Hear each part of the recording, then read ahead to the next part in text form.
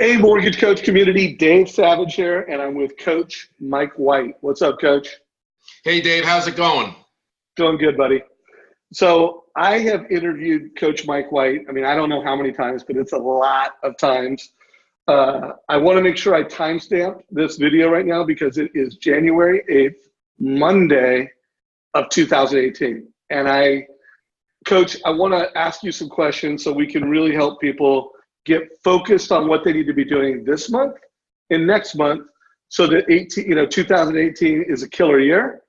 And then I also want to prepare everybody that, you know what, they've got to be doing the right things now so that they have a sustainable, growing, like a snowball rolling down the hill business by 2020. Because I do think, the industry's changing and people need to really position themselves for 2020, but what do they need to be doing right now? So with that said, Coach, what's the advice you're giving to your customers and what are the top priorities for, January 2018? Well, Dave, I think the one main thing that I stress to my clients over and over again is kind of what's old is new again, and understanding how to communicate the message to your people in the format that they want it. Some people are so heavily involved in automation that they forget phone calls. And some people are so heavily involved in having a different number of people and different types of communications, like all mortgage all the time, that they forget simple things like picking up the phone and wishing somebody a happy birthday, or calling and checking in with somebody about an event or something that's happened in their community. And I think what we need to guard against a lot is getting too involved in the minutia of the mortgage business and forgetting that what really this comes down to are personal relationships, the people that refer us, the clients that we take care of. Because to me, it's got to be more relational thinking and less transactional thinking, more thinking about building a mortgage practice over time than it is going after that one deal and closing it. I think it has to be a process that we really incorporate all the factors that we come in contact with. Yeah, that makes lots of sense. And that aligns with something that we've been focused on a lot, which is multi-channel communication and making sure that with the people you're talking to, what are their high priority touch points. For some people it is that phone call, and for other people they don't want the phone call, they want the text or the Facebook Messenger or the email, and video, so when you really think of the modern mortgage experience, you said it is the way that people want it. And let's face it, there's a lot of different people that want it more, in ways that are more different than it's been in the past. Especially first-time home buyers are very different than, people that are buying their fifth home or even downsizing. It's different, and loan officers need to recognize that and play accordingly. Any thoughts on that? No, I agree wholeheartedly. I think it's really, really important that loan originators today understand the different forms of communication, that they're versed in being able to communicate and ask the client.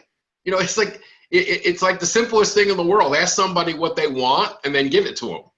If you've got a client who wants to communicate via text message and you want to send them, you send them emails or you send them videos, or you pick up the phone and call them, they're going to think you're a fool and they're going to go someplace else. You've got some people who want to communicate via Facebook, or they want you to pick up the phone and call them and let them know, hey, when you get the appraisal back, can you call me? Well, the biggest mistake that I see people make is the client tells you, when you get the appraisal back, could you call me? And then you send them an email, hey, we got the appraisal back. And they get deflated because they don't think you're listening to them.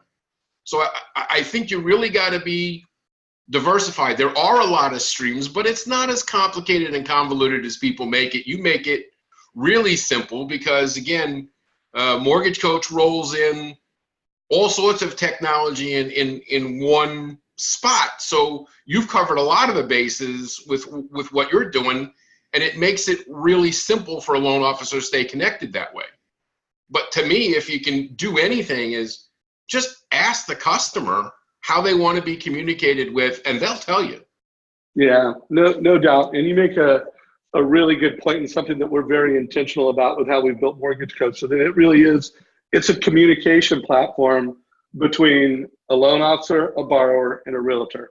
So that, when it comes to rates and fees and loan options, you've got this place that's dynamic. It can be updated.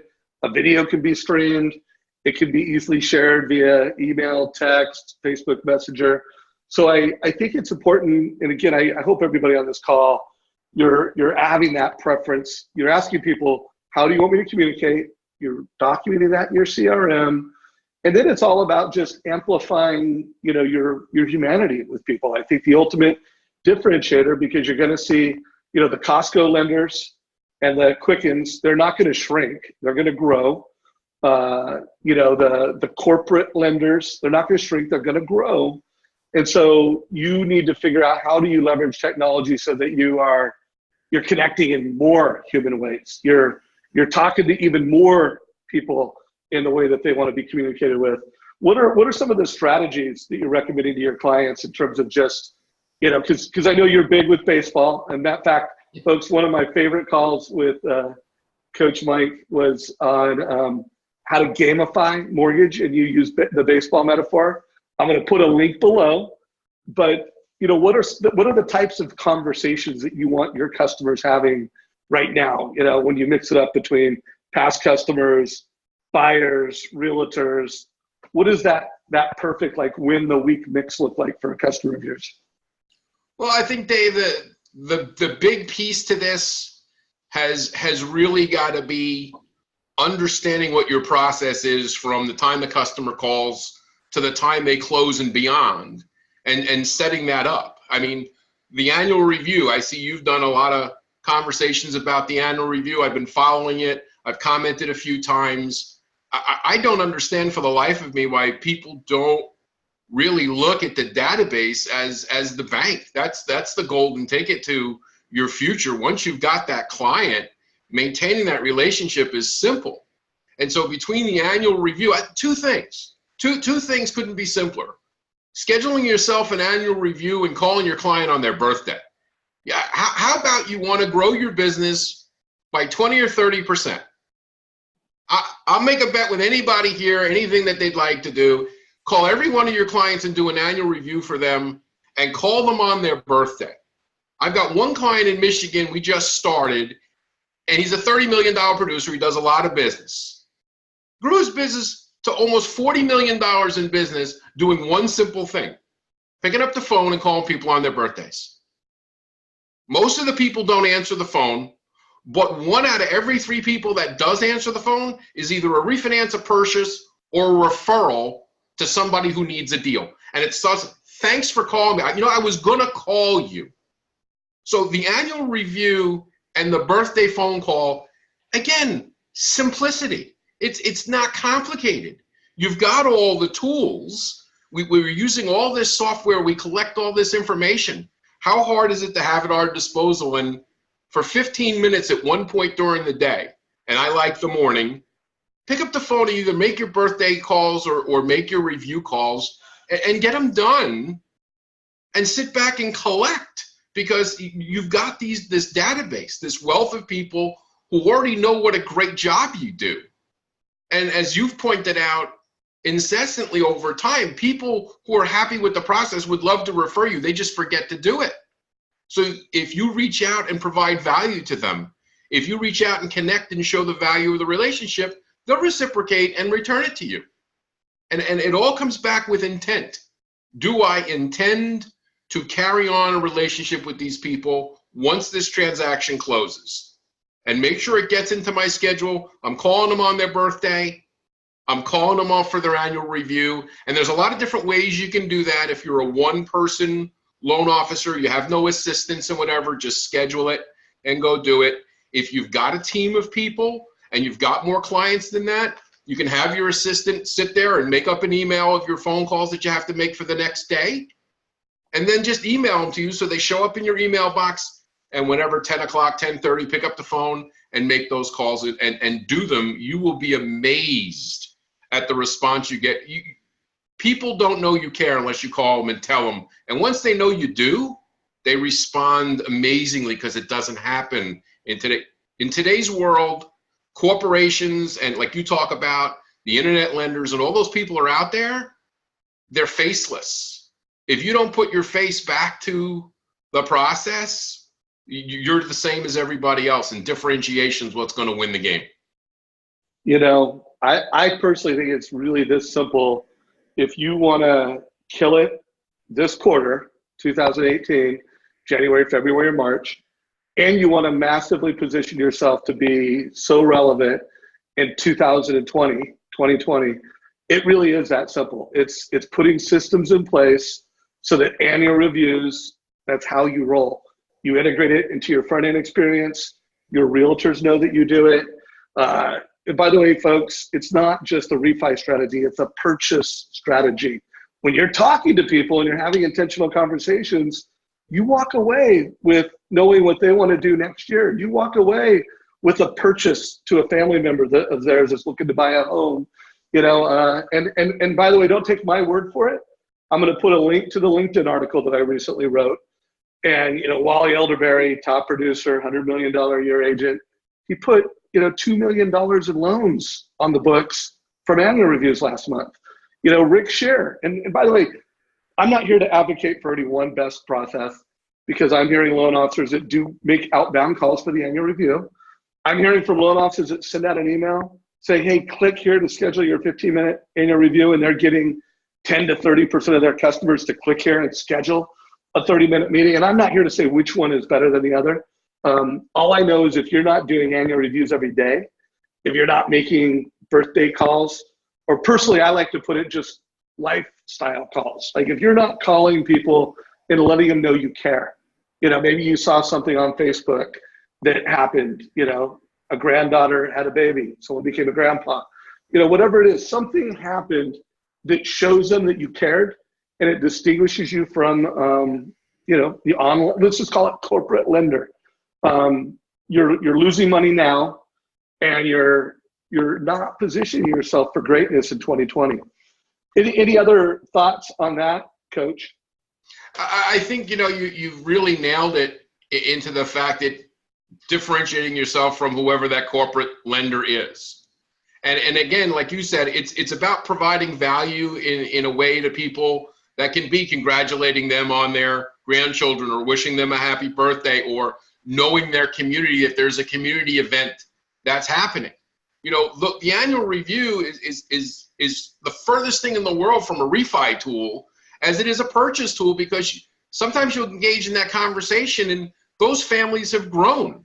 You know, my story is that you put the first time home buyer into the house, right? It was a 3-2 or a 3-1, and it was a husband and a wife, and they had 2 small kids. And now you're calling them on the annual review 3 or 4 years later. Well, those kids have grown up and gone to school.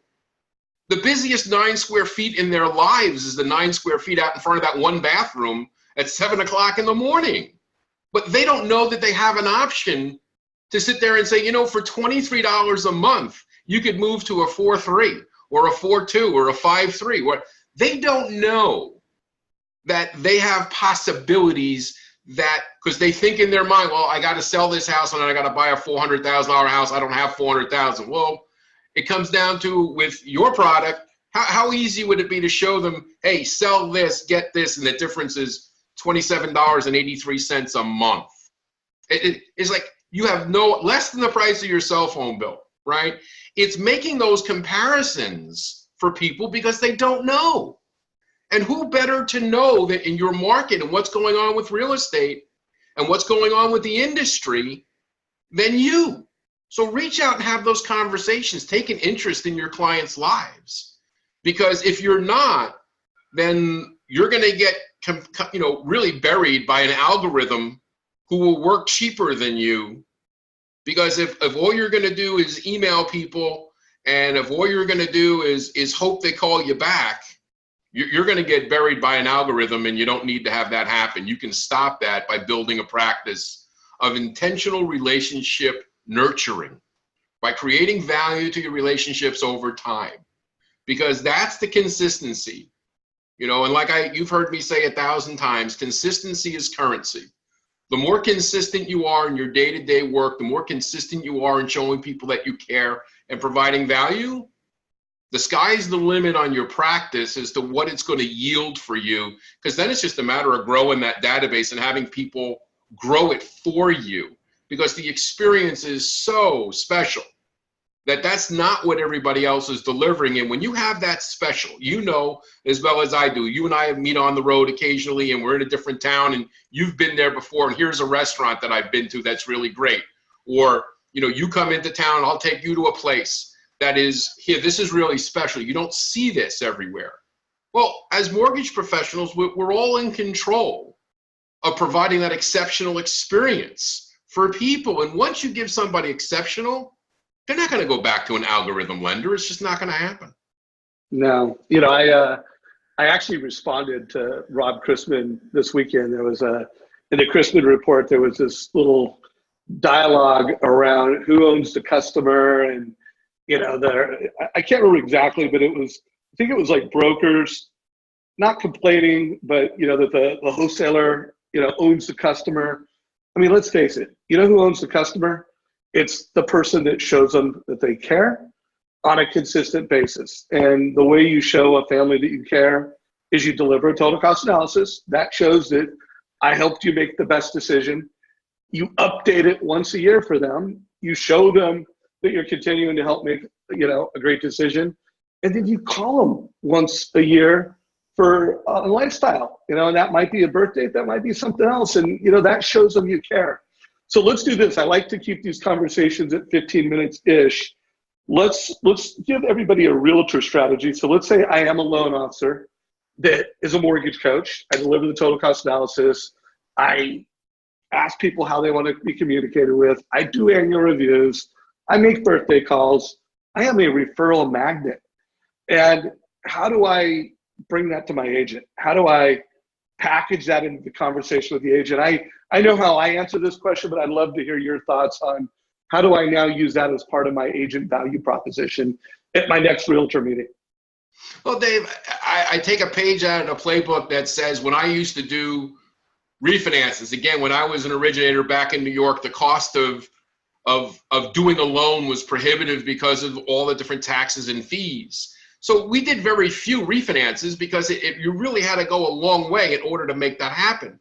But when people would call about something like that, about a refinance, I always ran through the process of saying, hey, it would be better for you, and let's take a look at what the trade up possibility would be. What if you made the same payment and could get more house for it? So you take that play and you sit there and say to yourself, you know, you'd use what I call the forever home strategy. Every conversation, are you in your forever home?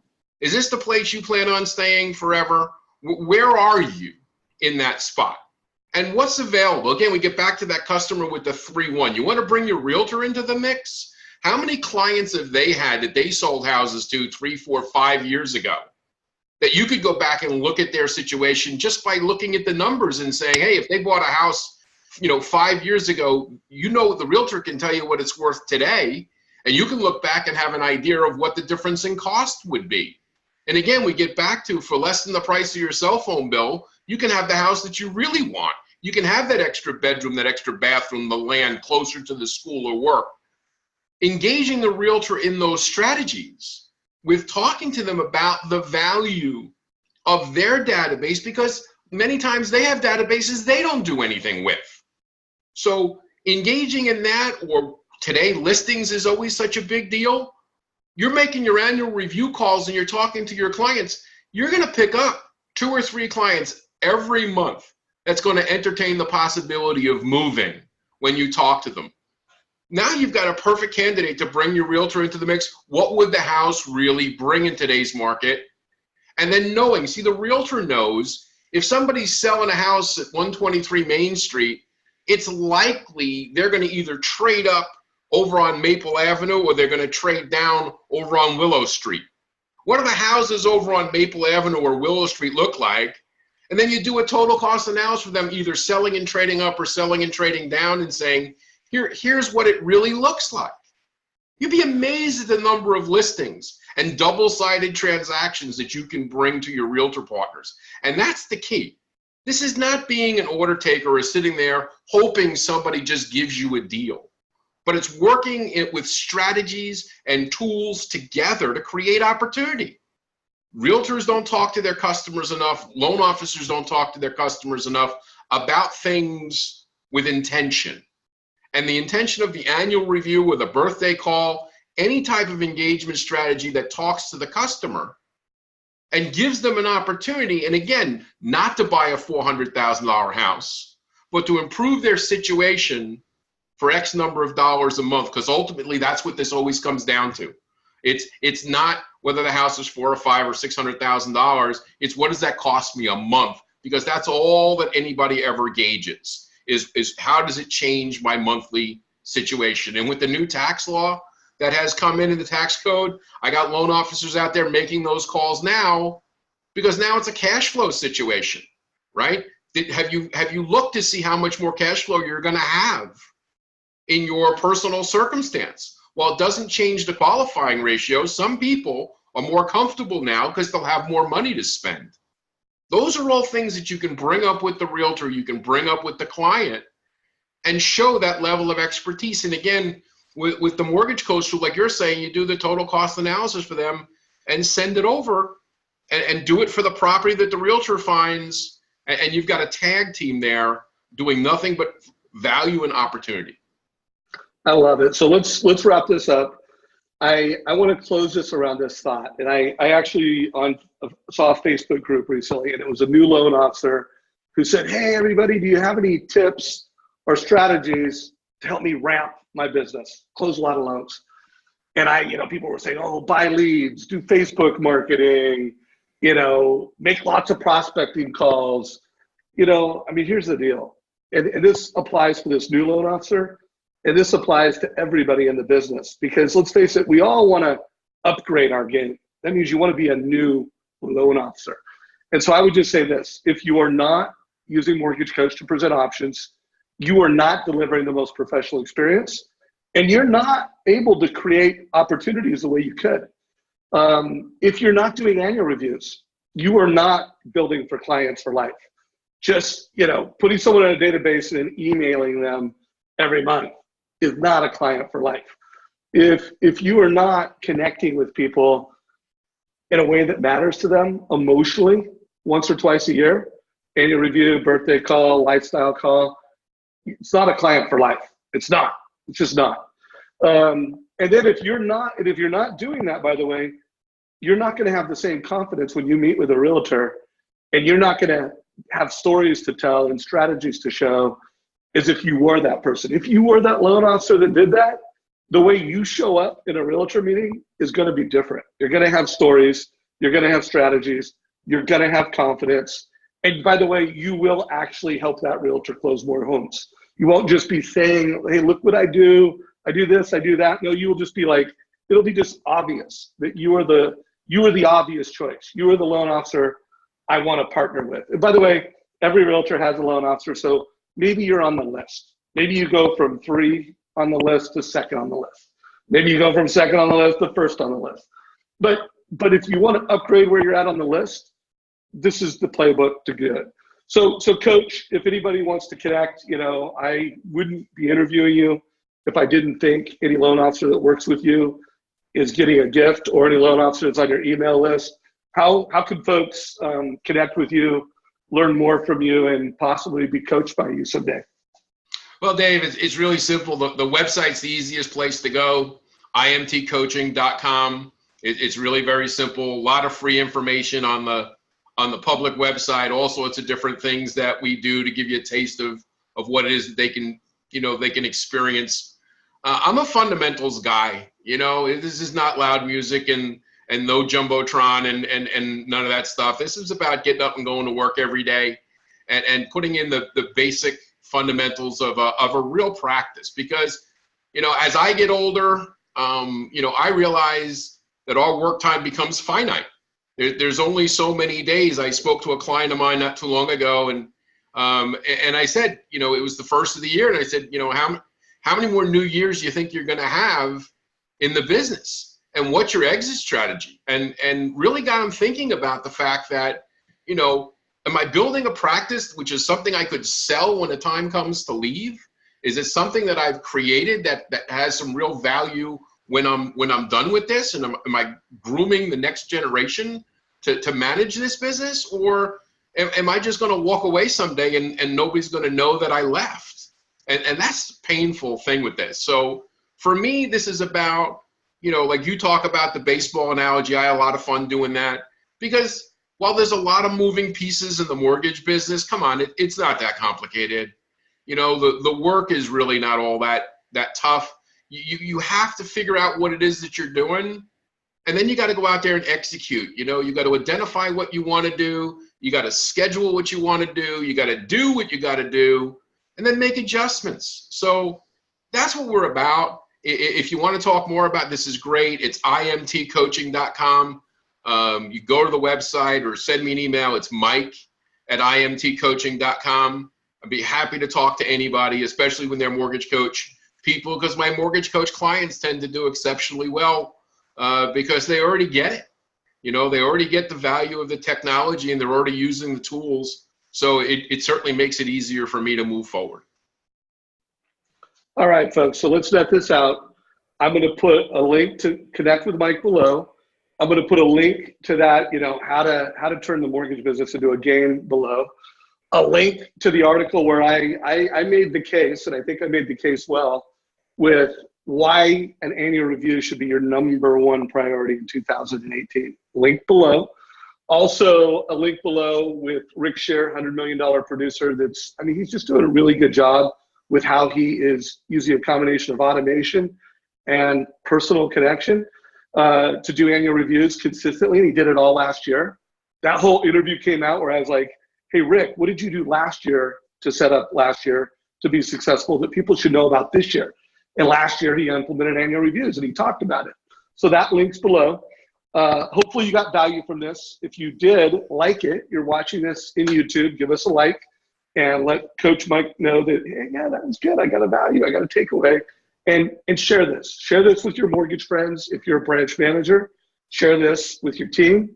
If you have a team, watch this with your team and say, guys, we got to get on it. And any mortgage professionals out there that you just care about, help us socialize this message. Coach, look forward to seeing you on the road. Don't know where I'll see you next, but I know I'll see you, and I look forward to having dinner together this year. No problem, Dave. Thanks a lot. Thanks, buddy.